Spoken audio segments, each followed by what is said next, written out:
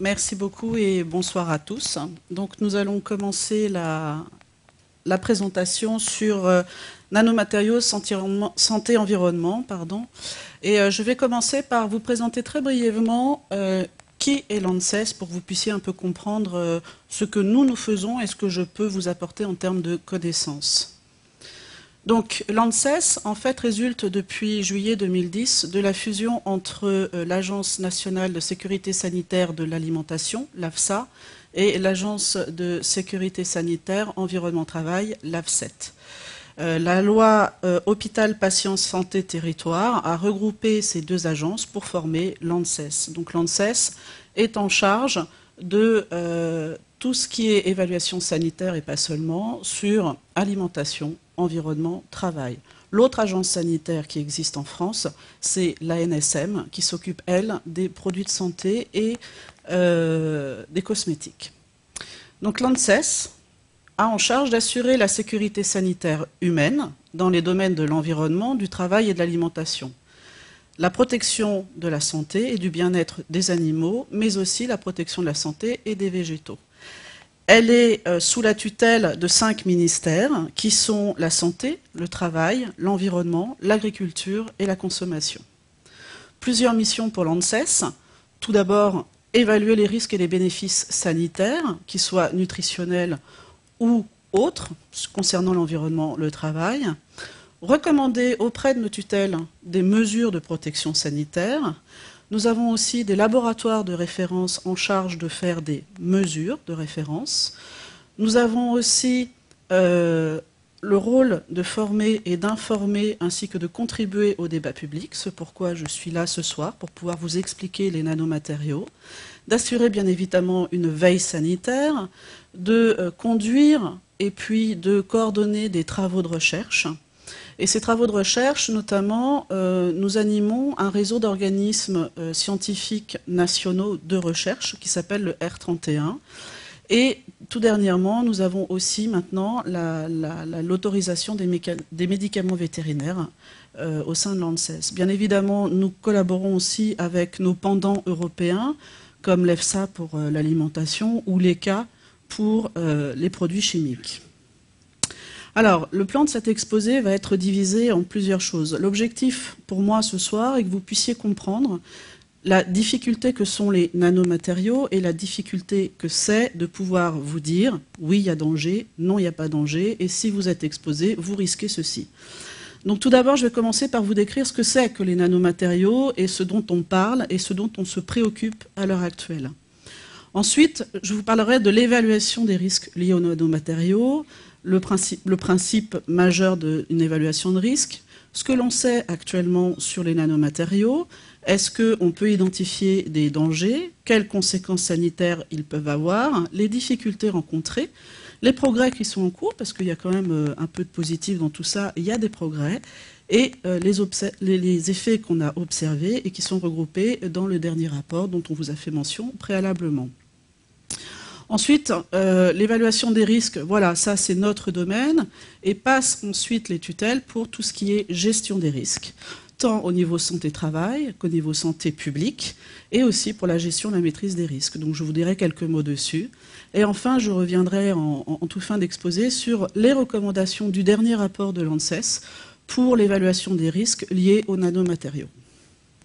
Alors, le nanomatériau ou les nanomatériaux, puisqu'on ne peut pas généraliser. On a l'impression que c'est quelque chose d'assez récent, mais finalement, cette notion de nanomatériaux remonte à assez longtemps, puisque dès 1953, grâce à la microscopie, on a pu faire la première image d'un atome. Ensuite, en 1959, M. Feynman a senti qu'il y avait quelque chose qui se passait en dessous de l'échelle du visible. Il disait qu'il y a beaucoup d'espace en dessous de cette échelle du visible. Puis, la première définition de nanotechnologie, et on verra les différentes définitions après, vient de M. Taniguchi en 1974. Donc, vous voyez, on n'est toujours pas en 2000 et on parlait déjà nanomatériaux, nanotechnologie. Ensuite, quelque chose d'extrêmement utile pour les nanomatériaux, la mise au point du microscope à effet tunnel. Donc, c'est quelque chose qui permet de bouger les atomes les uns par rapport aux autres. Et enfin, on a aussi des découvertes chimiques, avec la découverte du fullerène, qui est en fait une molécule de l'ordre nanométrique. C'est une molécule de carbone composée de 60 carbones. Alors, il n'y a pas seulement que des chercheurs de sciences dures qui ont fait des choses, il y a aussi des ingénieurs qui ont écrit des romans de fiction ou qui ont écrit un peu une projection, une prospective dans l'avenir. Donc, un des premiers était Eric Drexler, qui, en 86, a publié ce livre, Engines of Creation. Puis, quelque chose d'assez marquant dans les années 90, avec le microscope à effet tunnel, notamment, on a pu, pour la première fois, déplacer des atomes de xénon, pour pouvoir écrire IBM sur une plaque. Donc là, voilà. Le nanomatériau, on va dire, commence vraiment à prendre vraiment ses dimensions et son intérêt. Et puis souvent, on rapporte qu'en 1991 est né le premier nanotube de carbone. Donc je vous montre ici ce que c'est que des nanotubes de carbone. Donc vous avez un simple paroi ici, un multiparoi. Pourquoi? Parce qu'en fait, c'est une feuille de graphène à plat. Donc le graphène, c'est un type d'agencement de carbone bien précis. Et ces feuilles, en fait, se replient. Donc si elles se replient une fois, on a une seule paroi. Si elles se replient plusieurs fois, on a plusieurs parois. Et vous avez ici la photo de ce que donne, lorsqu'on synthétise, des nanotubes de carbone. Alors, je vous ai parlé qu'il y avait différentes terminologies ou définitions. Donc on parle de nanoscience. La nanoscience, ça concerne le savoir, c'est-à-dire les études systématiques, les découvertes, la compréhension de la matière. À ne pas confondre avec la nanotechnologie, qui, elle, est plutôt l'outil d'application. Comment on peut manipuler cette connaissance, comment on peut manipuler des atomes, comment on peut essayer de voir les structures à l'échelle nanométrique, et ce qu'on appelle le nanomatériau, c'est-à-dire vraiment la matière, c'est-à-dire la matière composée d'atomes avec un certain agencement qui ont des propriétés particulières. Donc à titre d'exemple, par exemple, la nanoscience, on peut parler de supraconductivité à l'échelle quantique. Ne me demandez pas de vous expliquer, mais voilà, la nanoscience, c'est essayer de comprendre cette supraconductivité. La nanotechnologie, c'est par contre, par exemple, pouvoir finalement réaliser un écran souple sur lequel on va pouvoir projeter des choses, sur lequel on va pouvoir, comme on peut le voir à l'heure actuelle, voilà. Là, on a besoin de technologies qui utilisent de la nanoscience et des nanomatériaux pour pouvoir faire un objet. Et l'exemple le plus caractéristique des nanomatériaux où la personne ne se trompe, c'est le nanotube de carbone, puisque c'est un des seuls nanomatériaux qui existe vraiment à l'état nano et pas autrement.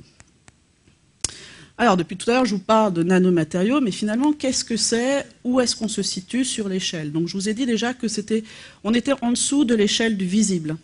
On se situe à peu près à l'ordre de grandeur d'un virus, c'est-à-dire, sur mon échelle, entre 1 micromètre et 1 nanomètre. D'accord? Donc, c'est vraiment quelque chose que l'on ne voit pas à l'œil. On a besoin d'outils pour les voir. On peut voir des effets à l'œil, mais c'est juste des effets de réflexion de lumière ou autre. Mais pour voir vraiment les matériaux, on a besoin d'outils. Et justement, cette échelle, 1 micromètre, 1 nanomètre, c'est ce qu'on appelle l'échelle nanométrique ou encore l'échelle nano ou la nano-échelle. Voilà. Dès que c'est nano, c'est entre 1 et 100 nanomètres. Alors, un nanomatériau, par définition, c'est un matériau dont au moins une dimension est à la nano-échelle, c'est-à-dire compris entre 1 et 100 nanomètres. Et cette dimension, ça peut être soit une dimension interne d'un objet, soit une dimension en surface, c'est-à-dire externe. Donc on distingue les nano-objets, qui sont constitués de nanoparticules, nanofibres, nanofeuillets. Donc là, par exemple, vous voyez ici une nanoparticule, encore une autre, de matériaux nanostructurés, où là, finalement, pris dans la masse, on a des trous qui sont à l'échelle nanométrique, ou encore ici, si je prends l'ensemble, j'ai ici un amoncellement de nanoparticules. Donc dans les matériaux nanostructurés, on va trouver les agrégats et les agglomérats de nano-objets, c'est-à-dire des amoncellements de nano, et ces amoncellements sont plus ou moins fortement liés. Donc quand c'est fortement lié, on parle d'agrégats, quand c'est faiblement lié, on parle d'agglomérats. Et on va retrouver des nanocomposites qui vont être des mélanges, ou des matériaux nanoporeux, comme on peut voir ici en rose. Voilà, typiquement un matériau nanoporeux. Par contre, quelque chose à retenir tout de suite, la taille apparente ne suffit pas pour identifier un nanomatériau. On peut le comprendre dans le cas de cette figure, enfin de cette image. Si ça se trouve, l'objet en entier fait 1 mètre sur 1 mètre, mais il y a une structure à l'intérieur qui est entre 1 et 100 nanomètres, donc on l'appelle nanomatériau, puisque c'est un matériau nanostructuré. Concernant les nano-objets, puisque c'est la plupart des choses qui sont en cours, les nano-objets, ce sont en fait des éléments dont 1, 2 ou 3 dimensions ont une taille comprise entre 1 et 100 nanomètres. Donc si les 3 dimensions sont inférieures à 100 nanomètres, on parle de nanoparticules. Donc vous avez ici l'exemple de nanoparticules, et pour le coup, ici les nanoparticules sont bien séparées. On voit des petits débuts, hop là je reprends la souris, voilà. On voit ici un petit début d'agrégation, c'est-à-dire qu'elles s'amoncellent les unes sur les autres, mais voilà. Si 2 dimensions sont inférieures à 100 mètres, on parle alors de nanophiles, nanofibres, nanotubes. Nanophiles en général, nanofibres si l'intérieur est plein, nanotubes si l'intérieur est creux, hein, très basiquement. Et enfin, on va parler de nanofeuillets. Alors les nanofeuillets, c'est une seule dimension inférieure à 100 nanomètres. Donc c'est par exemple typiquement des films ou des revêtements, et l'épaisseur de ce film sera inférieure à 100 nanomètres. Même si la longueur du film fait 10 km, à partir du moment où cette épaisseur est en dessous de 100 nanomètres, on parlera de nanomatériaux, de nano-objets. Alors, où est-ce qu'on retrouve des nano-objets? Donc, des nano-objets, on a des matériaux qui sont organiques, comme la cellulose, des oxydes métalliques, le fameux titane qu'on retrouve dans l'oxyde de titane qu'on retrouve dans les crèmes solaires, par exemple. On a des métaux, le fer. On a des semi-conducteurs, généralement on appelle ça les quantum dots. On a des argiles qui servent dans des filtres, des carbones, comme les nanotubes de carbone ou les fullerènes, ou encore des matériaux composites qui sont un mélange de tout. À savoir, une des premières difficultés que je veux pointer ici, ce sont que les nano-objets, comme on a pu le voir avec l'historique, certains existent depuis extrêmement longtemps et sont utilisés depuis extrêmement longtemps. Mais on n'avait pas la connaissance actuelle et on ne les nommait pas ainsi avant. Typiquement, le TiO2, l'oxyde de titane, ou la silice, ou encore l'alumine, sont des produits qui sont produits en grande quantité depuis extrêmement longtemps, et c'est depuis peu que finalement on a décidé de dire que oui, vu leur structure, ce sont des nanomatériaux. Et on a des produits nouveaux, comme le fullerène par exemple, les nanotubes de carbone, le quantum dot, ou encore des dendrimères, qui sont des molécules de chimie qui font des grosses boules dans lesquelles on peut mettre soit des choses, ou ça peut être aussi servant à des tensioactifs. Alors, aussi les nanomatériaux. Il n'y en a pas que des nanomatériaux que l'on fait intentionnellement, il y en a qui existent naturellement. Typiquement, les embruns marins, on peut avoir des gouttelettes qui sont inférieures à 100 nanomètres, et ce sont des nanomatériaux. Les fumées d'incendie, pareil, on peut avoir des particules dans ces fumées qui sont inférieures à 100 nanomètres, et ce sont des nanomatériaux. La même chose pour les cendres volcaniques. Autre type de nanomatériaux, les nanomatériaux non intentionnels, c'est-à-dire qu'on n'a pas l'intention de les fabriquer pour utiliser leurs propriétés. Donc par exemple, quand on freine avec sa voiture, le frottement des freins va produire des émissions de nanoparticules, et on formera bien donc des nanomatériaux. De même que la combustion, que ce soit de cigarettes, la combustion des voitures ou de bougies, produit dans l'atmosphère des particules qui sont de taille nanométrique. Alors en général, dans la combustion, et on en parlera un peu plus tard, et plus largement en pollution atmosphérique, on parle dans ce cas-là de particules ultra fines. Donc vous voyez déjà, je vous ai donné 4-5 définitions, plus une nouvelle, tout ça pour plus ou moins parler toujours de la même chose. Et enfin, on a, et c'est ce qui nous préoccupe le plus actuellement, c'est-à-dire qu'on a des nanomatériaux manufacturés. Ceux-là sont produits intentionnellement pour les utiliser ensuite au vu des propriétés qu'ils offrent à l'industrie, à la médecine, à la science et ainsi de suite. 2 voies pour pouvoir les faire. Donc soit on a le fameux top-down, c'est-à-dire la voie descendante, donc on part d'un gros rocher, par exemple dans le cas de l'oxyde de titane, et on broie le rocher jusqu'à temps d'atteindre la dimension entre 1 et 100 nanomètres pour atteindre les nanoparticules. Donc ça, c'est la voie descendante. Et on a aussi la voie ascendante, bottom-up, qui en fait, là, on va faire de la synthèse principalement. On va utiliser des techniques de chimie, de synthèse, de lithographie, de gravure et autres. Et on va faire des objets qui auront une dimension nanométrique. Alors, pourquoi ces nanomatériaux sont fantastiques? Alors, certes, la taille produit des effets. La barrière entre 1 et 100 nanomètres apporte de nouveaux effets aux matériaux. Par exemple, si je prends un énorme cube, hop, voilà, vous voyez, j'ai un énorme cube, et finalement je décide de le diviser en plus petits cubes. Ce qui est, par exemple, le fait de faire des nanomatériaux par la voie descendante. Et bien, finalement, je vais pouvoir mettre en contact beaucoup plus de choses sur ces petits cubes que sur le gros cube dans son ensemble. Donc c'est ça. Une des premières choses, c'est que l'état fractionné des nanomatériaux fait qu'on a une surface spécifique, on va pouvoir comprendre par une surface d'échange, qui augmente terriblement.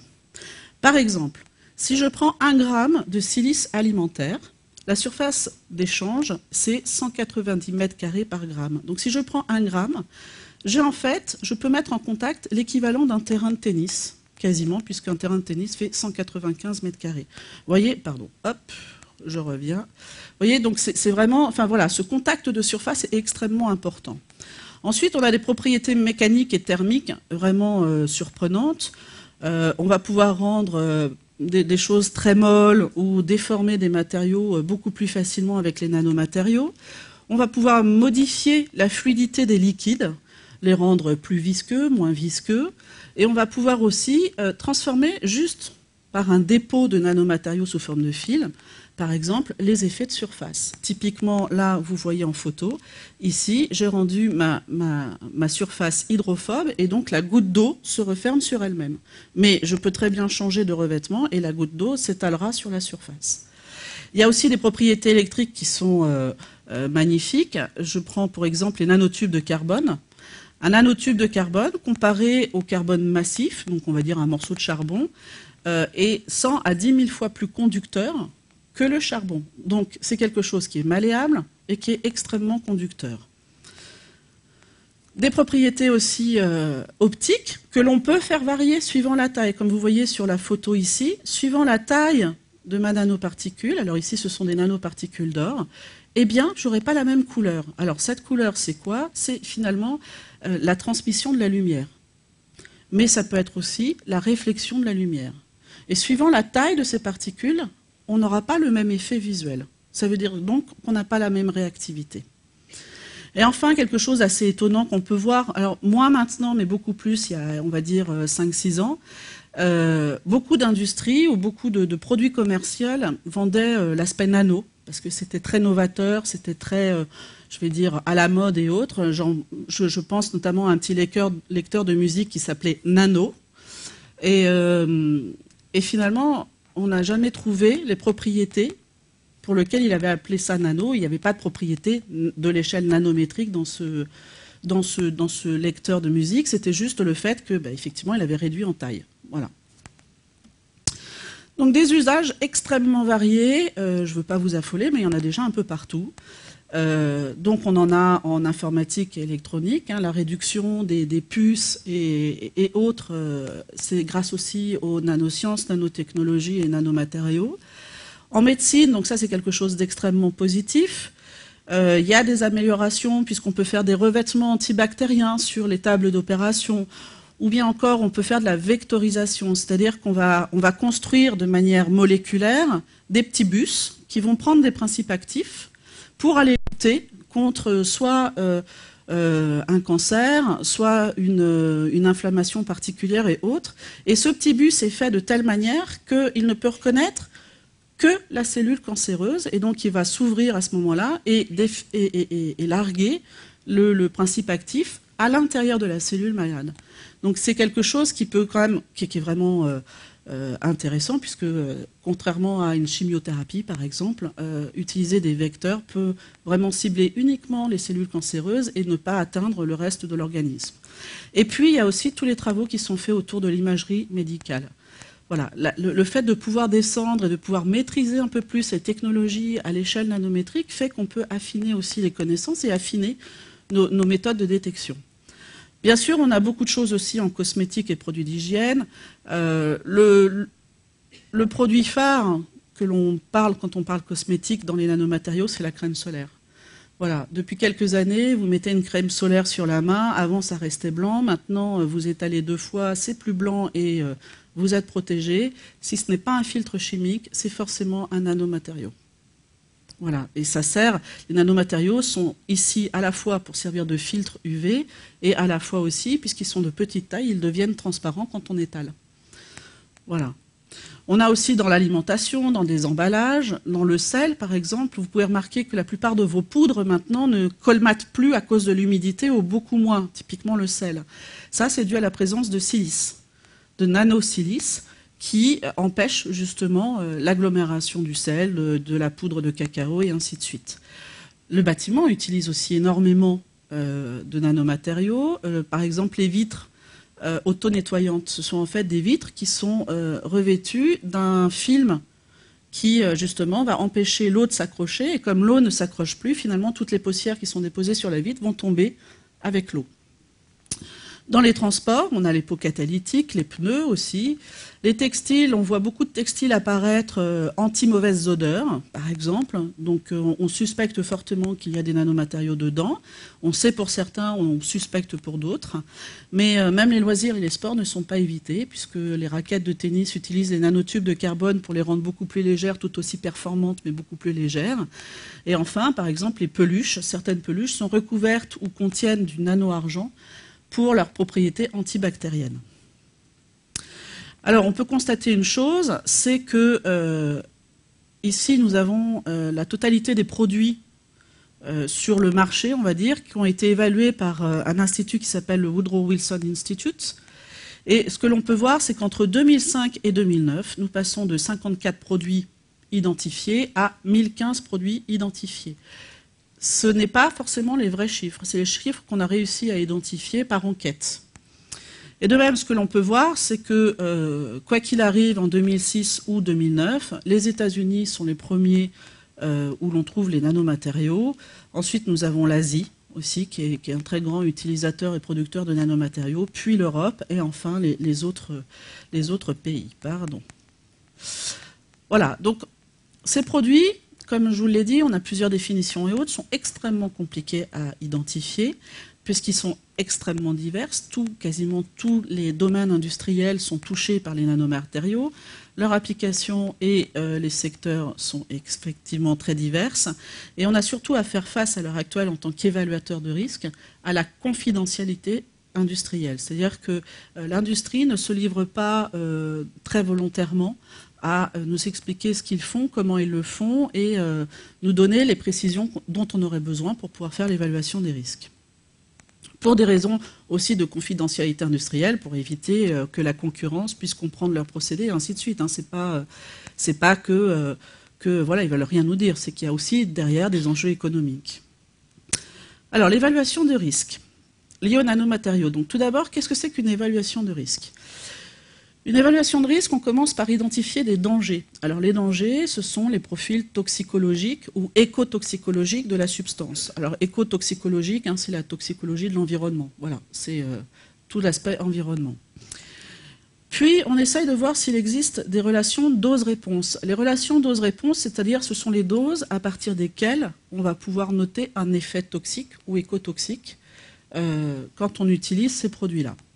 Et enfin, d'un autre côté, on va évaluer l'exposition, c'est-à-dire les circonstances dans lesquelles on est exposé à tel produit chimique, à tel nanomatériau, et ainsi de suite. Pourquoi ? Parce qu'en fait, le risque, c'est la combinaison d'une exposition à un danger. Voilà, quand on parle de risque en tant qu'évaluateur de risque, c'est ça. Il faut qu'on connaisse l'exposition et le danger. Connaître le danger ne suffit pas. Si on n'est pas exposé à ce danger, il n'y a pas de risque, grosso modo. Donc voilà, donc il nous faut tous ces paramètres-là pour pouvoir faire de l'évaluation de risque et donc estimer les risques pour une population donnée, donc des travailleurs, les consommateurs, les enfants, les femmes enceintes, enfin ce que l'on veut, et analyser l'incertitude aussi qu'on peut avoir vis-à-vis des connaissances qui nous manquent pour faire cette évaluation. Dans le cas des nanomatériaux, donc cette année, on a fait l'exercice de voir où est-ce qu'on en est actuellement pour pouvoir connaître et faire de l'évaluation des risques. On a constaté qu'on avait une abondance de la littérature scientifique mais que cette abondance de la littérature scientifique fait qu'on a besoin de plusieurs compétences pour pouvoir analyser clairement et correctement ces littératures et pouvoir être sûr de pouvoir les utiliser correctement. On s'est aperçu aussi que malheureusement, chaque cas est particulier. Je veux dire par là qu'un nanomatériau est un nanomatériau, même s'il a le même nom chimique, un autre nanomatériau n'aura pas forcément le même comportement. Et on s'est aperçu aussi, et c'est quelque chose qui commence à être de plus en plus reconnu, c'est que les comportements toxiques et écotoxiques sont extrêmement dépendants des paramètres physico-chimiques. Alors par paramètres physico-chimiques, j'entends la morphologie que peut avoir le nanomatériau, la taille des nanoparticules, par exemple, l'état de surface, est-ce que c'est plutôt quelque chose qui aime l'eau, qui n'aime pas l'eau, et ainsi de suite. Est-ce qu'on peut facilement les dissoudre ou pas, et ainsi de suite. En fait, de plus en plus, la communauté scientifique s'accorde à dire qu'il nous faut une carte d'identité pour les nanomatériaux. Et cette carte d'identité, contrairement à nous, où on a besoin de éventuellement le nom, le prénom, la date de naissance, la couleur des yeux et la hauteur, enfin la taille que l'on peut mesurer, dans le cas des nanomatériaux, il nous faut 8 paramètres physico-chimiques minimum pour être sûr qu'on parle bien du bon nanomatériau. Ce que je disais tout à l'heure, c'est que si j'ai un nanomatériau, par exemple un nanotitane, je ne peux pas dire que le nanotitane A se comportera de la même façon que le nanotitane B, parce que dans ces paramètres physico-chimiques, il peut y avoir des variations et donc un comportement toxique ou écotoxique différent. Et enfin, quelque chose qui est vraiment très important pour les nanomatériaux, contrairement à un produit chimique classique, il faut absolument connaître l'évolution du nanomatériau tout au long de son cycle de vie. Donc on verra un peu plus tard ce que c'est que le cycle de vie. Tout ça parce que les paramètres physico-chimiques dépendent aussi des conditions dans lesquelles on utilise le nanomatériau. Si je le mets en suspension dans une solution d'alcool, par exemple, eh bien, je n'aurai pas la même taille des agrégats ou le même état de surface que si je le mets dans une suspension d'huile. Voilà. C'est vraiment, ça dépend vraiment de là où, comment on l'a utilisé et qu'est-ce qu'on en fait. Par contre, aux bonnes nouvelles, qui n'était pas le cas jusque-là, on a beaucoup d'études en écotoxicologie qui apparaissent. Il y a 5-6 ans de ça, ce n'était pas le cas. Hein. Et par contre, voilà, notre bémol, c'est que le cycle de vie n'est toujours pas pris en compte et on a très peu d'informations sur tout ce qui est déchets. Qu'est-ce qui se passe sur les produits de consommation contenant des nanomatériaux qui intègrent ces nanomatériaux et une fois qu'on les met au rebut, qu'est-ce qui se passe? Que se passe-t-il pour tout ça? Donc l'identification des dangers, comme je vous l'ai dit, la toxicité des nanomatériaux ou même l'écotoxicité est différente de la toxicité classique. Là, pour preuve, je vous donne 3 exemples de titane. Il y en a un qui est juste mis comme ça, il y en a un autre, celui du milieu, qui est greffé avec des chaînes chimiques, et le troisième, il est englué par quelque chose d'autre chose. Et pourtant, au départ, c'est le même titane, quasiment. C'est anatase, anatase. L'autre, c'est un rutile, donc il est différent. Mais quoi qu'il arrive, juste dire, voilà, j'ai pris du titane 5 nanomètres, ne suffit pas pour pouvoir faire son évaluation de cycle, de risque. Pardon. Il nous faut vraiment la carte d'identité du titane pour être sûr de faire la bonne évaluation. Donc voilà, ça c'est important. Et l'obtention de cette carte d'identité est actuellement extrêmement difficile. L'identification des dangers, comme on peut le voir sur cette diapositive, qui est assez compliquée, hein, mais on peut voir que finalement, un nanomatériau, une fois qu'il est produit, eh ben, il y a plein de choses qui interagissent avec lui. Il y a par exemple le personnel qui le synthétise, qui peut être en exposition directe. Il y a au niveau de la chaîne industrielle, entre la production, le transport, le stockage, les tests intermédiaires qui peuvent arriver et autres, voilà. On a aussi les consommateurs qui utilisent ces produits contenant des nanomatériaux. On ne sait pas ce qui se passe, comment ça se disperse dans le temps, et ainsi de suite. Donc, il faut aussi, pour pouvoir faire l'évaluation de risque sur les nanomatériaux, ne pas se dire simplement « Ah, monsieur a produit une poudre comme ça, donc je vais étudier les risques sur cette poudre, et voilà, comme ça j'aurai une idée de ce qui se passe ensuite ». Ce n'est pas possible dans le cas des nanomatériaux. Il faut vraiment voir son environnement, comment il est utilisé, et ainsi de suite. Alors, qu'est-ce qu'on peut attendre comme effet sanitaire sur les nanomatériaux? Donc, il y a des mécanismes d'action toxiques qui sont redoutés, mais qui sont redoutés aussi pour les produits chimiques. Hein. La diffusion dans l'organisme, qui là semble faciliter compte tenu de la taille des nanoparticules, par exemple. Les interactions, pareil, à cause de la taille avec l'ADN, des réponses inflammatoires et des perturbations endocriniales, enfin hormonales plus classiquement. Ces mécanismes d'action ont des conséquences. Si on est exposé à un produit à long terme, donc c'est ce qu'on parle d'une exposition chronique, et que l'on peut avoir ces mécanismes d'action, on va parler alors d'apparition de cancer, de sensibilisation, d'atteinte neurologique, d'atteinte reprotoxique, c'est-à-dire que l'atteinte reprotoxique, c'est pas nous qui allons subir les effets, c'est la génération suivante qui les subira. Et puis à court terme, on peut aussi être gêné, on peut avoir des problèmes respiratoires avec une surcharge pulmonaire, une inflammation, on peut aussi développer des allergies sur la peau, et ainsi de suite. Alors, concernant les nanomatériaux, on a quand même vraiment, je ne vous dirai pas ce soir, hein, j'en suis désolée, je ne vous dirai pas qui est dangereux, qui n'est pas dangereux, attention à celui-là et ainsi de suite, parce que pour l'instant, on ne peut pas le faire. On a beaucoup de difficultés pour faire une évaluation de risque. La première est, on ne sait pas exactement de quoi on parle. Il n'y a pas une définition, il n'y a pas une terminologie qui est commune à l'ensemble de la société scientifique sur les nanomatériaux, mais aussi commune adoptée par les industriels, les législateurs, les gestionnaires de risque, et ainsi de suite. Cette définition et cette terminologie commune n'existent pas pour l'instant, donc c'est assez compliqué de pouvoir recouper les informations. Concernant les valeurs limites, c'est-à-dire les fameuses doses-réponses, pour pouvoir construire la dose-réponse, il faut des protocoles standards qu'on utilise et ainsi de suite. Il n'existe pas pour l'instant en toxicologie et en écotoxicologie. Il y a des méthodes et des tests pour les produits chimiques. Certes, ils servent de base, sauf que les doses qui sont utilisées et autres ne sont pas réalistes de l'exposition et ne sont pas réalistes de l'utilisation des nanomatériaux en général. Donc ils sont inadaptés et il faut trouver les adaptations. C'est pareil, pour pouvoir essayer de mesurer l'exposition, on a des soucis pour les techniques et les instruments de mesure. Certains existent, mais il faudrait les adapter, et il y en a encore qui n'existent pas, et il faudrait les inventer, on va dire. On a aussi besoin de matériaux de référence, qui n'existent toujours pas non plus, pour pouvoir calibrer les instruments de mesure, ou pour pouvoir lire aussi des tests et savoir si c'est positif, pas positif, et ainsi de suite. Et enfin, encore une fois, puisqu'on n'a pas forcément les instruments, puisqu'on n'a pas forcément les définitions, puisqu'on n'a pas forcément les protocoles standards pour évaluer le danger, on a aussi forcément une difficulté à pouvoir caractériser le nanomatériau à chaque étape du cycle de vie.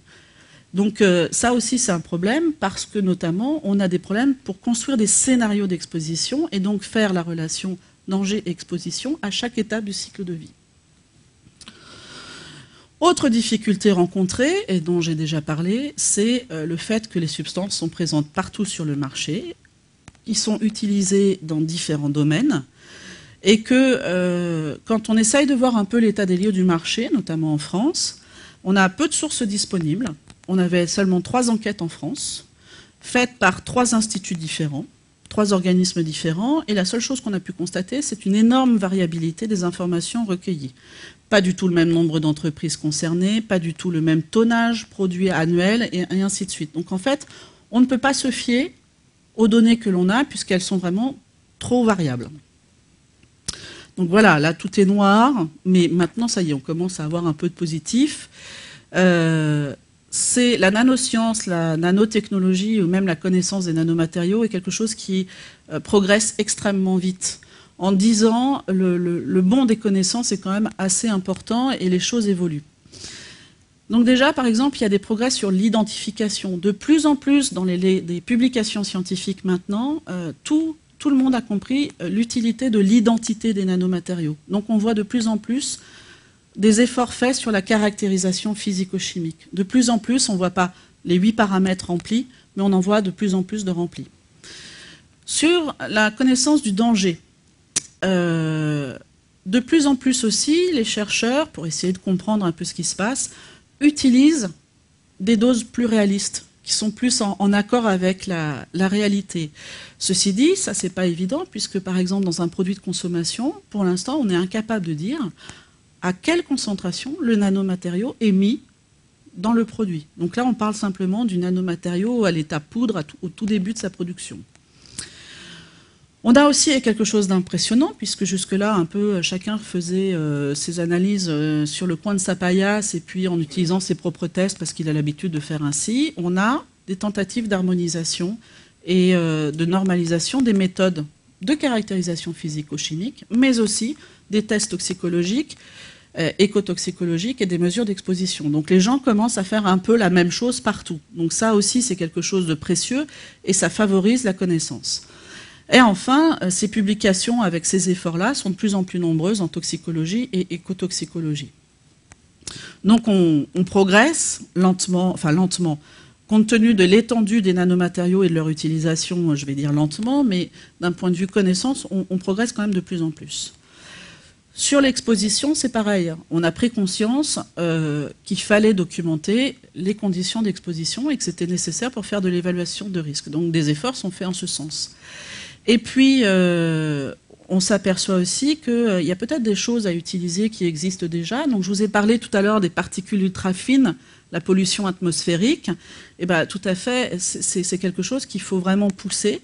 C'est-à-dire qu'il y a peut-être des choses à prendre dans le cas des études de pollution atmosphérique ou encore sur des études de propagation de fumée d'incendie de forêt.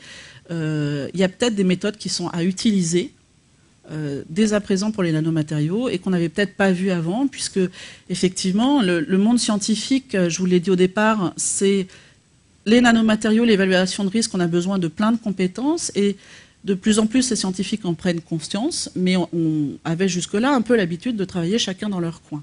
Donc voilà, le regroupement des connaissances se fait de plus en plus et notamment l'ANSES pousse à ce que tout ce qui est pollution atmosphérique en fasse partie, parce qu'il y a certainement des choses à trouver. Alors, dans notre rapport, finalement, on a observé des effets biologiques sur des organismes vivants. Alors, je restreins tout de suite, ce n'est pas sur l'homme, c'est sur des modèles expérimentaux de laboratoire. Il s'agit de publications scientifiques. Et encore une fois, là, si j'espère que vous avez compris, c'est pour certains nanomatériaux. Je ne peux pas généraliser et dire « Ah, ben, tel titane produit tel effet, donc tous les nanomatériaux ou tous les titanes vont produire cet effet. » C'est impossible. Néanmoins, on voit des effets de persistance de nanomatériaux dans les organismes. C'est-à-dire qu'il y a certains nanomatériaux qui restent accumulés dans des organes, sur des animaux ou dans des cellules. Concernant l'écotoxicologie, là, plus particulièrement, on s'aperçoit qu'on a un retard de croissance, des anomalies ou malformations dans le développement et la reproduction d'espèces modèles pour les compartiments environnementaux, donc l'air, les sols, les eaux, de mer ou de rivière. On observe aussi le passage de certaines barrières biologiques. On a des effets génotoxiques, donc ce sont des altérations de l'ADN. Encore une fois, pour certains nanomatériaux, et ce n'est pas généralisable, mais et aussi des effets de cancérogénèse. Ceci dit, on a des produits chimiques classiques qui ont ces effets-là aussi. Je veux dire, ce n'est pas parce que c'est nanomatériaux là que... On peut observer des phénomènes d'immunosuppression et des réactions d'hypersensibilité et d'allergie. Donc voilà les effets qu'on a pu recenser cette année dans notre rapport. Et maintenant, je vais vous parler de... Alors, mais qu'est-ce qu'on fait avec tout ça ? Donc là, on quitte un peu le rôle de l'ANSES, l'évaluation de risque, et je vous donne un peu l'image de qu'est-ce qui se fait au niveau des tutelles, quelles sont les décisions qui sont prises, ainsi de suite. Concernant la santé au travail, c'est-à-dire concernant les travailleurs, les nanomatériaux sont couverts par le Code du travail, puisqu'il est dit dans le Code du travail que la responsabilité générale des employeurs est d'assurer la protection de leurs employés. Donc, à l'employeur de trouver les moyens qu'il faut pour se protéger des nanomatériaux. C'est une obligation de résultat. Alors, il y a déjà des expositions professionnelles qui existent. On a pu le voir en 2008, et puis là, on continue à en voir. On ne voit pas apparaître d'identification de danger nano, même si on n'est pas encore sûr de ce qui se passe, on n'arrive pas, il n'y a pas de pictogramme comme pour le nucléaire qui existe en disant « attention, nanomatériaux dans le coin ». L'évaluation des risques, l'ERS, reste toujours très complexe puisqu'on a un énorme manque de connaissances, même si les progrès avancent, enfin même si les connaissances avancent. Et des organismes comme l'INRS et l'INERIS étudie fortement les moyens de prévention et protection adaptés et publie de nombreux guides à ce sujet pour pouvoir justement aider notamment les employeurs à protéger au mieux leurs employés. L'ANSES, je vais passer très rapidement là-dessus, avait proposé en 2008 un système de nanosécurité où d'abord il y avait la stratégie de sécurité stop, donc c'est juste une stratégie de on peut peut-être substituer, on peut peut-être changer de technologie, ou bien on va changer l'organisation du travail, ou alors vraiment si on ne peut rien faire d'autre, on met une protection individuelle pour chaque employé. On recommandait la signalisation du risque, nano-objet, c'est-à-dire un pictogramme avec, je sais pas moi, rouge parce que le risque est très fort et vert parce qu'il est très faible. De pouvoir continuer à mesurer l'exposition parce que ça, c'est extrêmement important. De pouvoir tracer aussi ce qui se passe pour le nanomatériau qui est formé, qui a été en contact, combien a été informé et ainsi de suite. Autre chose importante, parce que ce n'est pas le cas aujourd'hui, d'assurer un suivi médical pour les employés en contact avec les nanomatériaux et d'assurer aussi la formation des médecins du travail pour pouvoir justement assurer ce suivi. Et enfin, de considérer finalement, compte tenu des incertitudes que l'on a, que le transport de nanomatériaux s'apparente à un transport de marchandises dangereuses. Concernant la santé publique, alors l'état des lieux. La santé publique, c'est plutôt la problématique qui est liée aux produits de consommation. On a vu, on a un marché extrêmement large, mondial, et qui est en constante expansion et en forte expansion. On a la plupart du temps une absence d'information au public, et le penser que par exemple on va pouvoir contrôler systématiquement la présence ou non de nanomatériaux, c'est quelque chose qui n'est pas réaliste, vraiment, parce que comment faire le recensement des produits? On n'a déjà pas forcément d'idée de savoir si oui ou non il y a des nanos à l'heure actuelle. Et que de toute façon, même si on mettait en place une loi pour obliger tout le monde à dire ben oui, j'utilise des nanomatériaux, certains acteurs clés, moi je pense notamment à tous les acteurs en Asie, ne tomberont pas sous la législation nationale, et donc on ne pourra pas s'assurer que tout le monde n'aille pas acheter en Chine finalement, parce que ça génère des conflits de concurrence que d'acheter en France, qui est soumis à une loi et ainsi de suite. Enfin voilà, il y a une dimension économique qui est présente. Pareil que pour la santé au travail, l'évaluation de risques sanitaires reste complexe sur l'ensemble du cycle de vie, et avec quand même un petit apport sur la problématique des faibles doses répétées. C'est-à-dire que dans vos produits de consommation, vous avez des faibles doses, vous n'avez pas des grosses doses. Donc c'est ça aussi qui est important à regarder dans le cas de la santé publique. C'est quel est l'effet des faibles doses, finalement, par rapport à de grosses doses? Est-ce qu'il y a des choses qui changent? Alors, jusqu'à présent, pour agir dans ce contexte d'incertitude, l'ANSES avait recommandé en 2010, puisqu'elle avait fait un rapport en étudiant quatre produits de consommation utilisant des nanomatériaux, avait recommandé de développer un outil simplifié d'évaluation de risques sanitaires. Alors cet outil est en cours de développement, il ne va pas tarder à sortir, d'ici la fin de l'année on l'aura, et c'est un outil qui va pouvoir permettre de évaluer, alors je vais dire pour l'instant grossièrement, c'est odieux de vous dire grossièrement pour l'instant, mais l'état des connaissances fait que pour l'instant c'est pas parfait et ça nécessitera des retours, mais on va pouvoir avoir une idée du risque avec un score pour le risque, voilà, ça va être 4 par exemple, et comme pour la météo, un degré de confiance par rapport à ce score. Voilà, donc cet outil va plutôt être orienté sur les gestionnaires pour essayer de les aider à prendre ou pas des décisions réglementaires ou d'encadrer la mise sur le marché de certains produits. On recommande aussi l'amélioration de la traçabilité. Il faut absolument qu'on puisse savoir si oui ou non il y a des nanos dans tel ou tel produit, et notamment la concentration et ainsi de suite. Éventuellement de faire une base de données nationale, voire européenne, de toutes les informations que l'on peut récolter. Penser à un étiquetage pertinent sur les produits de consommation pour pouvoir justement informer le public. Et puis, surtout aussi, réduire l'exposition des consommateurs, c'est-à-dire que si on a un nanomatériau qui présente quand même un certain risque, mais pour une utilisation futile, est-ce que ça vaut le coup de mettre un marché dessus, ou est-ce qu'il ne faut pas simplement interdire la mise sur le marché de ce produit? Je prends comme exemple les chaussettes contenant du nano-argent. C'est revendiqué pour, justement, dans la période de séduction, éviter qu'on sente des pieds après un footing.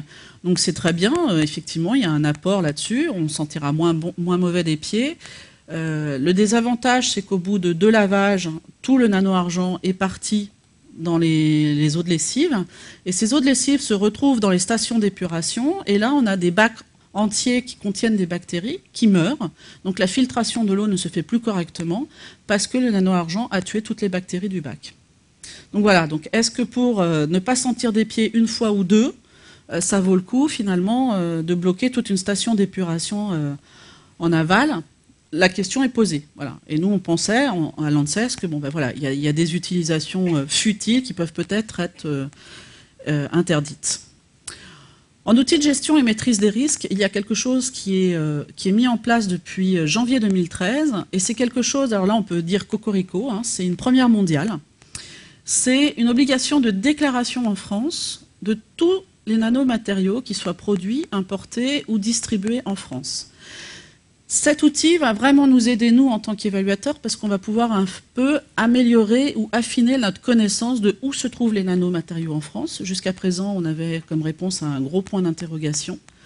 Et puis, on va pouvoir aussi voir quel est le volume produit. Là-dessus, on ne savait pas non plus. Et les principaux usages qui sont faits de ces nanomatériaux.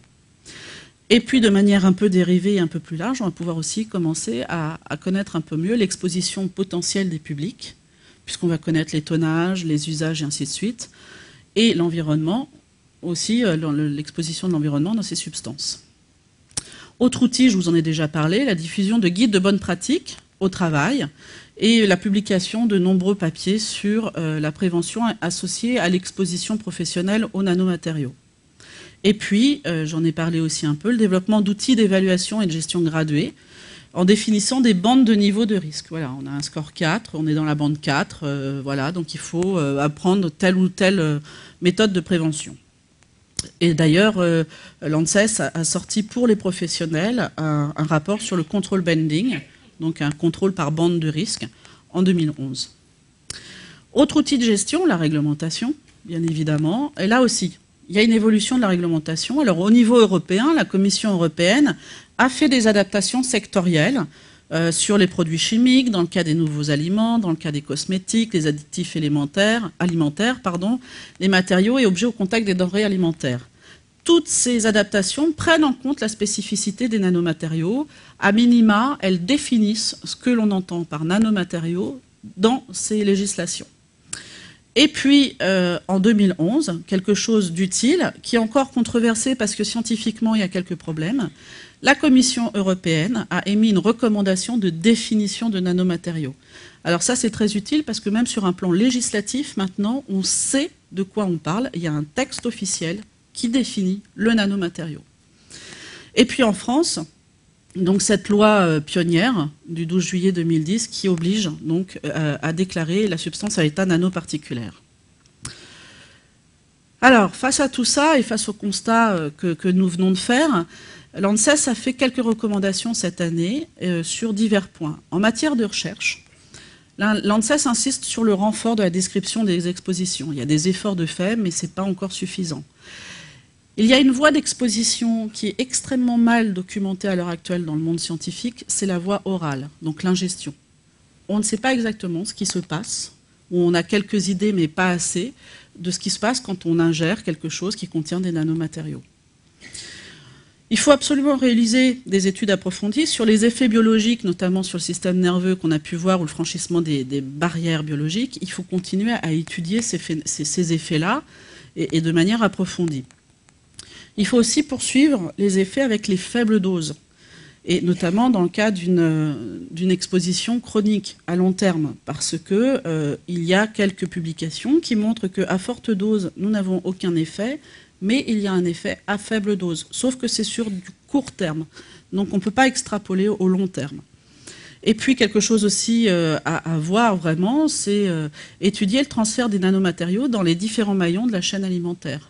Un peu comme, par exemple, quand on prend un médicament et qu'on sait que ça se retrouve dans l'eau des rivières et ainsi de suite, quelles conséquences, qu'est-ce que ça va apporter. Pardon. Enfin, il faut vraiment faire un effort sur les études de recyclage des produits en fin de vie et des déchets, parce que pour l'instant, on n'est pas capable de savoir. Les gens qui travaillent sur les nanomatériaux ne savent pas comment ils doivent évacuer leurs déchets. Donc là, généralement, ça se fait un peu au petit bonheur la chance, où il y a quelques entreprises qui acceptent de les prendre et finalement vont simplement les brûler. Voilà. Mais est-ce que ça suffit? On ne sait pas. Et enfin, une chose que l'ANSES supporte, c'est la mise en place de mécanismes d'incitation financière. En fait, on s'aperçoit que dans toute la quantité de publications scientifiques qu'il y a, seulement 8% concernent l'étude des risques ou de la toxicité ou de l'écotoxicité ou des mesures d'exposition. Donc en termes d'évaluation, on ne va pas vraiment progresser très rapidement. Alors que on a rappelez-vous les figures que je vous ai montrées, c'est la même chose pour les publications scientifiques. Donc on est très fiers de montrer qu'on a un nouveau produit avec de nouveaux effets et autres. Et en fait, très peu est fait sur, oui, mais qu'est-ce qu'on risque finalement si on l'utilise? Donc c'est ce que l'on dit, c'est qu'il va peut-être falloir trouver un mode pour inciter une incitation financière, parce que les tests toxicologiques, par exemple sur des animaux ou autres, coûtent cher, et que finalement, ce n'est pas le domaine le plus étudié sur les nanomatériaux. En matière d'évaluation des risques, donc, on maintient et on dit que l'évaluation du risque au cas par cas, ce n'est pas possible pour du moyen terme ou du court terme, notamment pour répondre justement à la société de « alors, on en a partout, mais qu'est-ce qu'on risque ?» Ça, faire le cas par cas, ça nous demanderait entre 50 et 100 ans. C'est-à-dire essayer d'identifier déjà tous les nanomatériaux qui existent et ensuite de faire les tests pour chacun des nanomatériaux. Donc c'est pas possible. Donc en ce moment, il y a des travaux de réflexion qui se font, donc on encourage à les poursuivre. Il y a un premier travail qui se fait sur est-ce qu'on ne peut pas rassembler les nanomatériaux sous forme de famille. Alors on sait que le même nom, c'est pas la peine. Mais c'est par exemple, peut-être que certains ont les mêmes effets biologiques ou ainsi de suite. Donc c'est un travail de réflexion qui est en cours et qui demande un certain temps. Et l'autre chose, c'est qu'on voit aussi se développer de nouvelles approches. Alors c'est des mots barbares hein, comme safer by design, c'est-à-dire que là, on reprend la chose complètement différemment. C'est-à-dire que avant de faire le produit, on va penser éventuellement aux risques que l'on encourt, et donc on va se débrouiller pour utiliser ou façonner le nanomatériau de manière à conserver ses propriétés qui sont intéressantes pour le produit, mais à le modifier pour pouvoir éviter tout risque, donc qu'il ne soit pas toxique ou écotoxique. Alors le CUNAR, c'est du calcul d'ordinateur pour essayer de voir les configurations. Vous avez peut-être déjà vu des photos de protéines qui tournent dans tous les sens et autres. Bon, c'est un peu la même chose, c'est d'essayer de modéliser et puis de voir avec des cellules s'il y a des interactions et autres. Un arbre décisionnel en fonction des étapes du cycle de vie, parce que peut-être qu'on ne doit pas faire les mêmes tests à chaque étape. Pour le déchet, c'est peut-être pas les mêmes tests qui sont à faire que pour le moment où un consommateur va manger quelque chose, et ainsi de suite. L'utilisation d'outils qualitatifs, parce que c'est la seule chose que l'on a à l'heure actuelle. Donc c'est les fameux outils de gestion gradués. Et enfin, notamment pour tout ce qui est industriel et monde du travail, l'élaboration de fiches de données de sécurité qui tiennent compte des spécificités des nanomatériaux. Parce qu'à l'heure actuelle, beaucoup d'entreprises utilisent des nanomatériaux sans le savoir et ne connaissent pas du tout les dangers.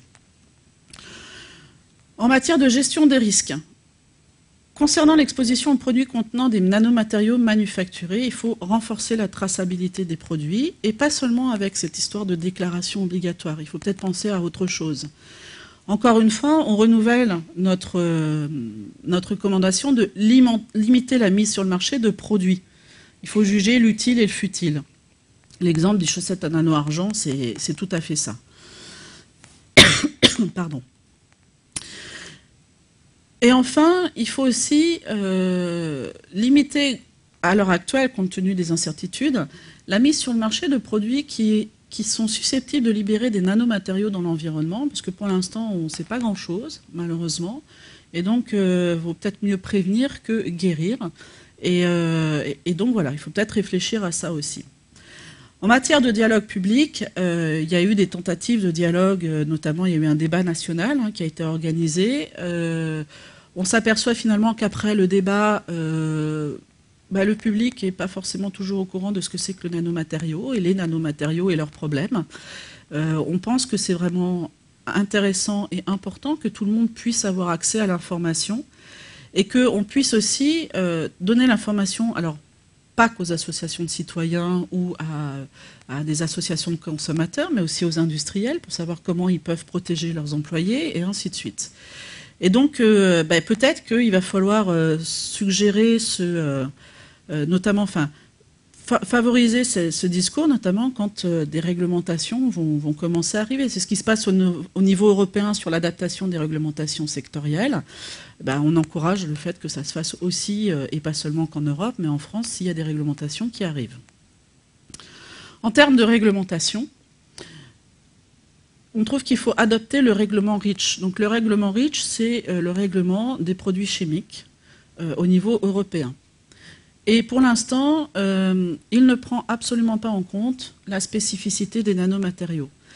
Le seuil de déclaration pour REACH d'un produit classique, il faut qu'il y ait plus de 1000 tonnes par an pour entamer une déclaration. Et ensuite, suivant le tonnage, on va demander plus ou moins certaines choses, certains tests toxicologiques et écotoxicologiques, mais pas tous.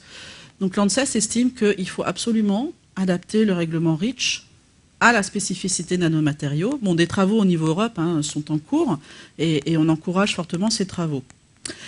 Et enfin, compte tenu des effets biologiques que l'on a vus, il faut peut-être qu'on tranche un peu dans le vif et qu'on fasse des études de faisabilité de classification réglementaire. Comme par exemple les classifications CLP. Alors les classifications CLP, c'est ce qui gère l'étiquetage, je vais retrouver ma feuille parce que j'ai pas tout, c'est tellement compliqué, c'est l'étiquetage, la mise à disposition, l'emballage et la classification des substances. Alors classification, c'est cancérigène possible, inflammatoire et ainsi de suite. C'est tous les petits pictogrammes, par exemple, que vous pouvez voir sur des bouteilles de produits chimiques, comme par exemple l'eau de Javel, vous avez tête de mort parce que voilà, si on l'ingère, c'est pas bien. Enfin, la soude, vous avez le côté corrosif parce que oui, ça peut abîmer la peau quand on se verse de la soude sur la main. Et donc voilà. Donc ce que l'on dit nous, c'est que on a peut-être quand même certaines études et certains effets qui sont caractérisés notamment par exemple pour certains nanotubes de carbone, pas pour tous, mais pour certains. Et dans ces cas-là, faut peut-être passer à la vitesse supérieure et dire que voilà, on va classer tous les nanotubes de carbone avec le pire cas, c'est-à-dire les pires réponses de test que l'on peut faire.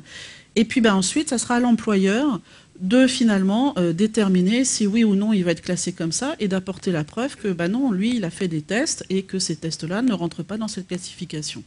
Alors, on dit que les nanotubes de carbone, c'est certainement là où il y a déjà le plus d'informations, mais il n'y a pas que les nanotubes de carbone, on a aussi le dioxyde de titane, le dioxyde de silice, l'oxyde de zinc, le cérium, enfin voilà, plein de choses. Voilà, donc écoutez, j'espère que je vous ai quand même pas complètement démoralisé sur les nanomatériaux, parce qu'il y a quand même des choses qui sont très belles. Sachez qu'il y a de l'art aussi qui se fait avec les nanomatériaux. Il y a du nano-art, et il y a des expositions qui sont produites, notamment à Paris parfois. Voilà, et écoutez, je vous ai mis le rapport qui est en ligne sur le site de l'ANSES, et il me reste à vous remercier de votre attention. Merci, merci beaucoup. Et maintenant, on va passer aux questions. Bon, c'était clair. Alors, moi, j'ai une question. Est-ce qu'il y a des labos partenaires qui vous aident à évaluer les risques et qui travaillent spécialement pour essayer un peu d'avoir plus clair dans les nanomatériaux et les métamatériaux en général? Alors oui, il y a beaucoup de laboratoires, justement là, le fameux réseau R31 dont j'ai parlé au début, c'est donc plein d'organismes de recherche, donc plein de laboratoires, et il y a des laboratoires qui sont effectivement spécialisés sur les nanomatériaux, dont certains, alors ça va être en toxicologie pour des expositions voie orale, d'autres ça va être de la toxicologie pour de l'exposition pour des voies respiratoires et ainsi de suite. Donc oui, il y a tout un réseau de labos qui existe et qui essayent de travailler ensemble. Alors ça ne se fait pas qu'au niveau européen, hein, au niveau national, ça se fait aussi au niveau européen. Il y a beaucoup de projets de recherche qui sont tournés aussi sur l'évaluation des risques liés à l'utilisation des nanomatériaux.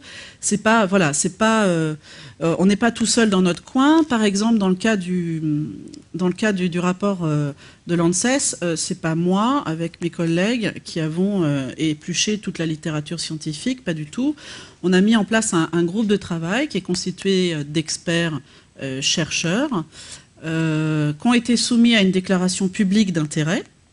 Donc on a fortement étudié aussi leurs rapports avec les liens industriels éventuellement et autres. Et ce sont eux qui ont finalement épluché toutes les publications qu'on a pu récolter sur l'évaluation des risques et qui ont effectivement nous ont aidés à écrire ce rapport, à donner les effets qu'on a pu observer, à produire les recommandations. Et effectivement, voilà. Enfin, on n'est pas... Voilà, à l'ANSES, on travaille comme ça, avec des groupes d'experts qui nous aident à réfléchir sur une question. Bien, donc le micro est à votre disposition.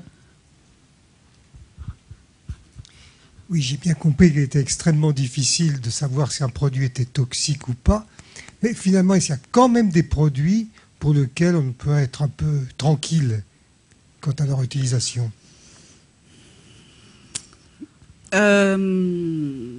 Je vous répondrai, je ne sais pas. Mais ceci dit, voilà, je vous répondrai, je ne sais pas. La silice, par exemple. La silice alimentaire, elle est utilisée depuis 60 ans par l'industrie alimentaire. Elle a admis depuis 2 ans qu'effectivement, ils travaillaient avec des nanomatériaux. Jusque-là, pour eux, c'était des gros trucs, c'est pas du tout de nanomatériaux. Donc, on leur expliquait que, bah oui, mais les petites billes sont de taille nanométrique. Donc, le gros truc est fait de plein de petites billes de taille nanométrique. À l'heure actuelle, on n'a pas réussi, et souvent c'est ça qui se passe, on n'a pas réussi à avoir de pic épidémiologique où on a pu faire un lien entre, oh là là, il y a toute une tranche de la population qui a été en contact avec la silice alimentaire et qui a donc à développer une maladie spécifique, parce que 60 ans, on a suffisamment de recul. Donc, mais je ne sais pas, parce que, voilà, est-ce qu'il y a vraiment eu une étude épidémiologique faite avec un lien là-dessus? Là, c'est compliqué. Ceci dit, voilà, on n'a pas eu un scandale sanitaire sur la silice dans l'alimentation. Donc, voilà, je dirais que je ne peux pas certifier qu'il n'y a pas de risque. Je ne peux pas dire non plus que, comparé à certains nanotubes de carbone, par exemple, et je dis certains qui présentent une similarité avec l'amiante et les risques de l'amiante, voilà, bon, bah, la silice, on n'a pas rencontré non plus ces choses-là. Donc voilà, donc je suis désolée de ne pas pouvoir vous répondre et de faire une réponse un peu de, j'en suis désolée, normand, hein, bah, ça dépend, oui, peut-être, bah non, mais voilà. C'est vrai que hier j'assistais à une conférence et Elias Fatal de Châtenay-Malabry qui lui fait des vecteurs justement, des nanovecteurs, donc il fallait les fameux bus là, de principes actifs qui vont aller tuer les mauvaises cellules. A l'habitude dans son équipe de dire les nanomatériaux c'est comme les champignons. Il y en a des mauvais, et puis il y en a des bons. Voilà, il suffit de savoir. Et effectivement, pour le moment, savoir c'est compliqué. Parce que par exemple, dans le cas d'un produit chimique classique, je vais parler du titane. Sauf que sous le titane, il y a à peu près 100 000 nanotitanes possibles. Donc 100 000 cas possibles. Bon, je vais peut-être réduire à 10 000, allez, je vais être moins gourmande, mais 10 000 cas possibles et 10 000 nanotitanes qui peuvent avoir des comportements différents ou similaires. Donc c'est pour ça que pour la silice, il n'y a pas de scandale sanitaire qui est apparu où il y a un lien qui est fait avec la silice alimentaire. Ça, je peux le dire, pour l'instant, il n'y en a pas. Après, je ne peux pas dire qu'il n'y a pas de risque. Le plus dur en tant qu'évaluateur de risque, hein, c'est de montrer qu'il n'y a pas de risque ou je ne sais pas. Parce que quand il y a un risque, c'est facile. On vous dit, oh là là, oui, alors là, grand risque, énorme danger, forte exposition, là, on arrête, quoi. Là, on n'est pas capable, même si les progrès sont faits, même si on a vraiment de gros progrès qui sont faits depuis 5-6 ans, on n'est toujours pas capable de dire continuez à manger de la silice, vous ne risquez rien. Bien, il y a une question. Oui, je m'aperçois effectivement, là, ce que vous dites, c'est que dans notre société, on veut que ce soit oui ou non. Et c'est de plus en plus extraordinairement complexe. Et là, la science aborde un monde d'une complexité extraordinaire. J'aurais plein de petites questions. C'est une question. On peut avoir une surface comme le téphal sur les poils qui sont extrêmement minces. Oui. Comme elles ne se décollent pas, ce n'est pas des nanomatériaux, mais c'est quand même techniquement très faible, je pense, l'épaisseur. Je pense que c'est très faible. Il faudrait qu'on demande à l'industriel quelle est l'épaisseur de dépôt.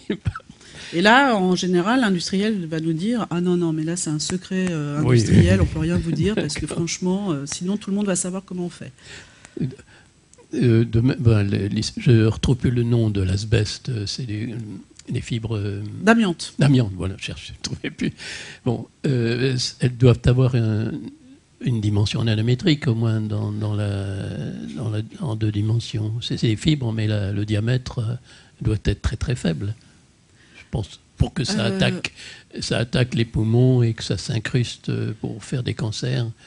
Alors, il y en a certainement qui sont de taille nanométrique. Après, pour justement le cas de l'amiante, les scientifiques s'accordent maintenant à dire qu'il y a un paradigme fibre qui est, il faut en fait que le diamètre et la longueur soient dans un rapport 1/3.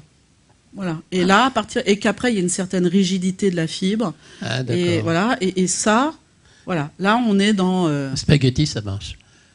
Bah non, parce qu'il est trop... pas cuit, non. Une fois qu'il est cuit. Enfin, pas cuit, ça pourrait marcher, mais il faudrait vraiment trouver le bon ratio. T'es sérieux. Dans la fumée de cigarette, je pense que ça doit être très nanométrique, Hélène. Oh, il y en a certainement, certainement. Oui.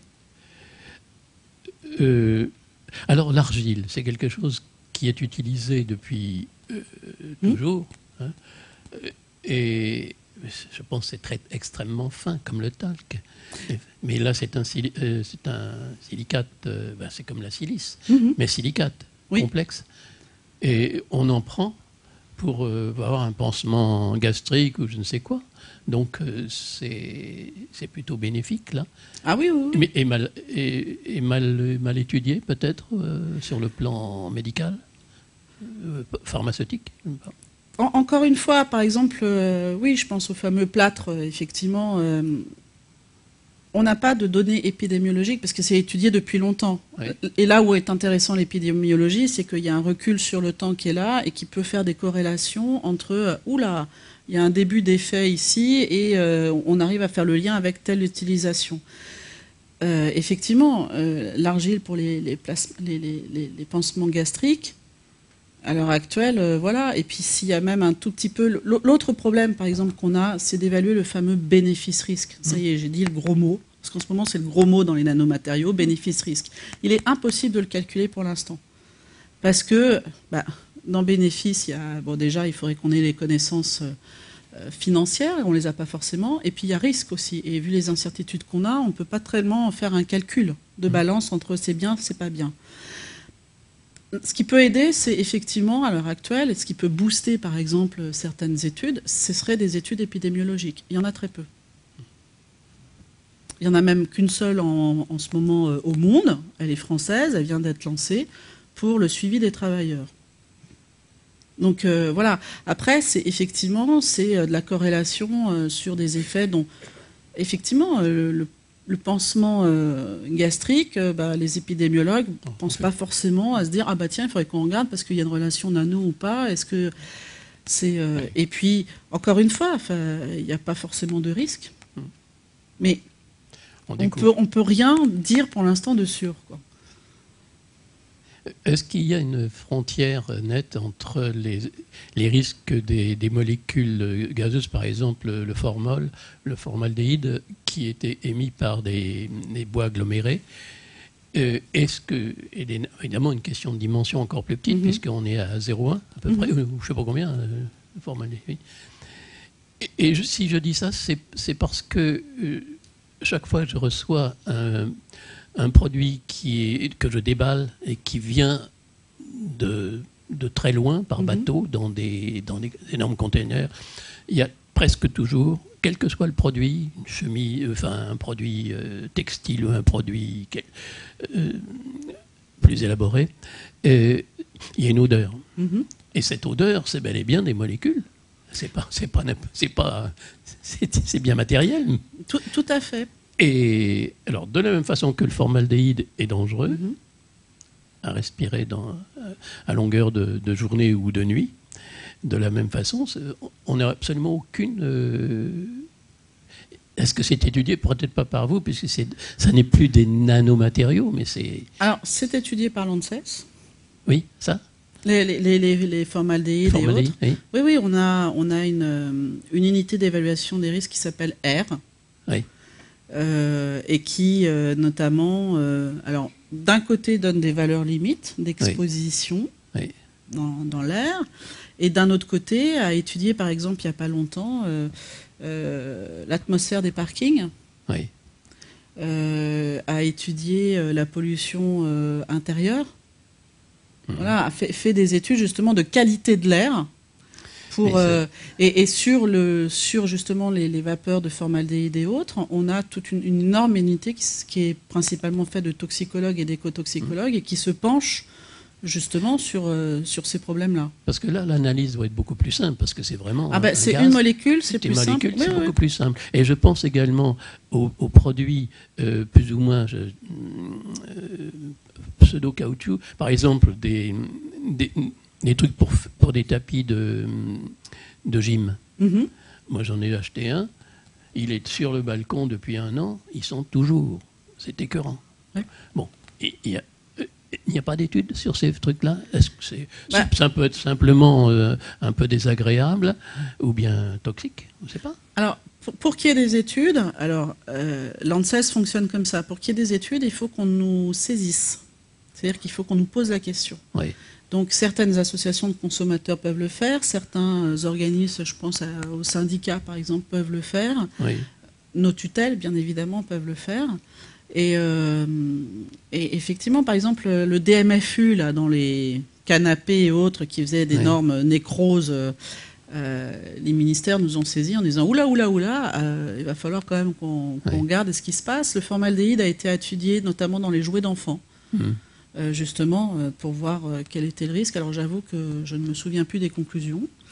Mais oui, c'est des questions qui sont à l'étude. Mais le consommateur lambda, comme je suis, il ne peut rien faire. Il constate, il dit bon sang, il y a quelque chose à faire peut-être. Le consommateur lambda, il peut aussi déjà aller voir le site de l'ANSES et il y a vous pouvez poser vos questions. Ah oui. Voilà. Il y a beaucoup de questions, on reçoit des lettres. À la l'ANSES, on travaille aussi, alors attention, je vais dire un autre mot fâcheux, la téléphonie mobile.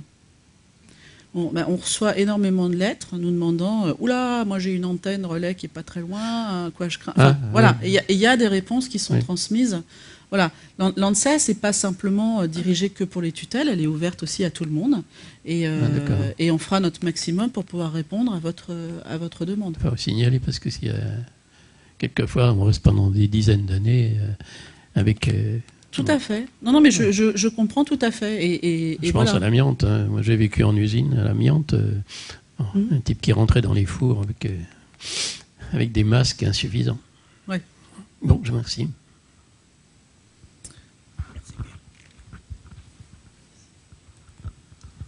Bonsoir. Bonsoir. Je ne sais pas ce qu'est la silice alimentaire. Alors, je voulais vous dire autre chose. Je vous souhaite bon courage, parce qu'il y a 50 ans exactement, je travaillais chez un lessivier qui faisait des recherches sur la mouillabilité. Et bon courage avec lui. Oui. Mais ça fait partie des difficultés. La silice alimentaire, c'est ce qu'on appelle la silice synthétique amorphe. Donc elle est synthétisée soit par procédé on brûle et on qu'on va récupérer sur les parois de la silice qui a de la taille nanométrique, soit c'est par précipitation. Donc on mélange et ça précipite et on récupère de la silice. Et ces silices-là sont utilisées, ce qu'on appelle la silice alimentaire, ces silices-là sont utilisées ensuite comme additifs dans l'alimentation. Donc c'est par exemple, ils sont mélangés au sel ou à la poudre de cacao.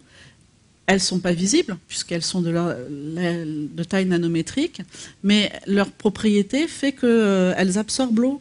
Donc il n'y a plus d'agglomération, on n'a plus la poudre de cacao qui... voilà. Bonsoir. Bonsoir. J'ai une question et une constatation. Donc la première, c'est je voulais savoir est-ce qu'il y a une unité qui décrit l'absorption de nanomatériaux. Je ne sais pas, par exemple, le nombre de nanoparticules par centimètre carré ou millimètre carré. Voilà. Et la deuxième, c'est qu'il y a des animaux, par exemple... Est-ce que vous pouvez répéter la première? Quelle est l'unité d'absorption? Voilà. Est-ce qu'il y a une unité? Par exemple, pour la radiation nucléaire, c'est les sieverts. D'accord. Mais pour vous, je ne sais pas, enfin, pour le nanomatériau, est-ce que c'est le nombre de particules par centimètre carré, par exemple? Oui, c'est ça. C'est ça? Par mètre carré par gramme. Alors, quand on mesure une exposition atmosphérique, si mes souvenirs sont bons. Enfin, mais sinon, il y a aussi après la surface spécifique, comme on l'a montré là pour la silice.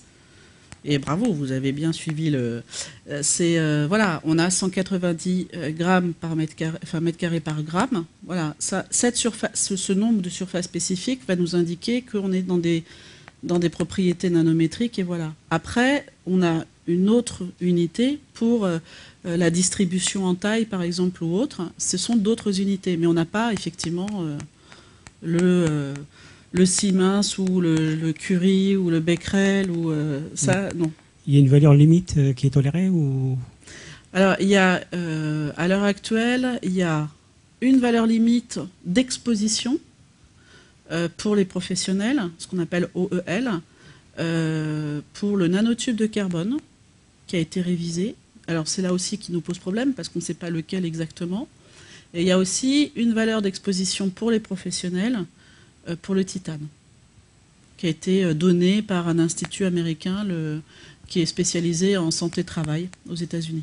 D'accord. Sinon, il y a des animaux, je cite par exemple le gecko, donc il y a des nanoparticules effectivement sur sa peau et qui lui permettent de se déplacer, de rester collé sur les parois verticales. Pardon. Donc je voulais savoir, ça peut être aussi une force, ça peut être... Ah mais tout à fait, tout à fait. Encore une fois, il y a des bons champignons, il y en a des mauvais. Enfin, je veux dire, typiquement le fameux petit bus moléculaire qui emmène, nanométrique qui emmène le principe actif là où il faut pour tuer la méchante cellule. Enfin là-dessus, voilà, il y a une histoire qui est sur les propriétés des nanotubes de carbone.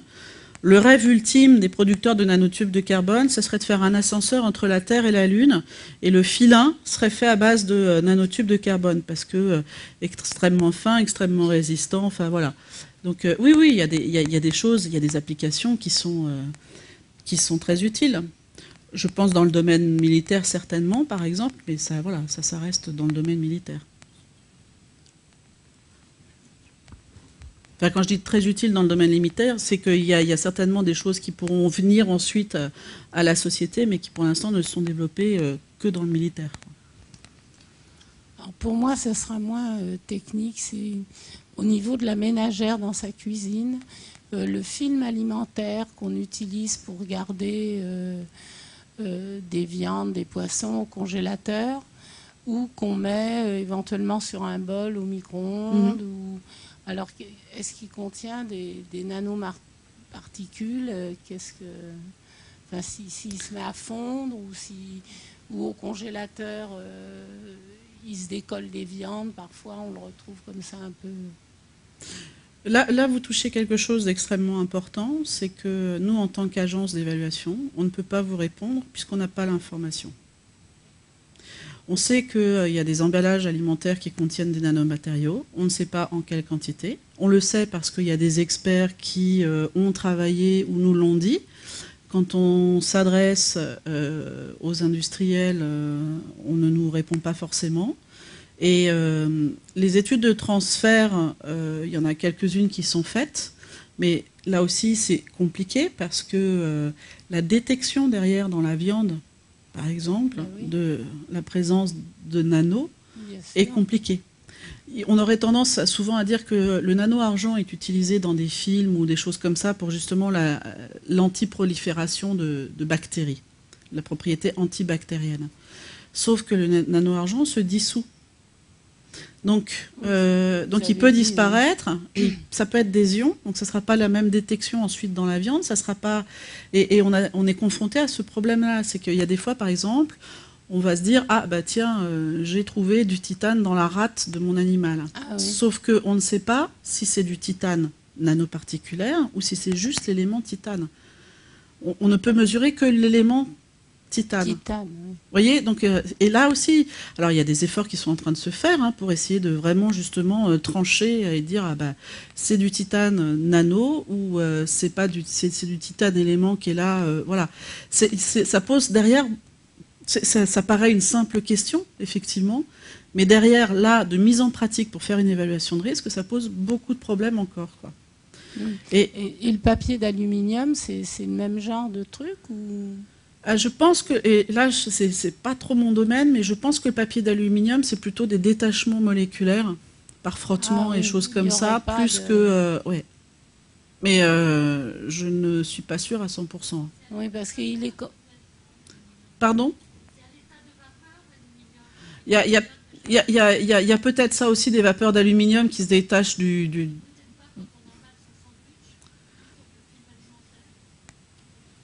Et alors j'avoue que là, je suis désolée. Si on emballe certains produits acides où on arrive à trouer le papier d'aluminium. Ah bah oui, oui. Donc, enfin, on ne peut pas dire... qu'est-ce qui est préférable à utiliser? On ne peut pas dire c'est le papier étirable ou c'est le papier d'aluminium. En fait, pour l'instant, enfin voilà. Alors, les industriels de l'agroalimentaire vous diront il n'y a aucun souci, tout va bien. Enfin, on suit les directives, sauf que les directives ne sont pas forcément adaptées. Il est là aussi le problème. Donc, c'est pas non plus contre la volonté de l'industriel qui suit les directives qu'il doit suivre et suivant les directives, tout va bien. Sauf que là, ce que l'on soulève dans le cas des nanomatériaux, c'est de leur dire bah ouais, mais il y a peut-être des adaptations à faire. Voilà. Merci. Je suis désolée de ne pas pouvoir.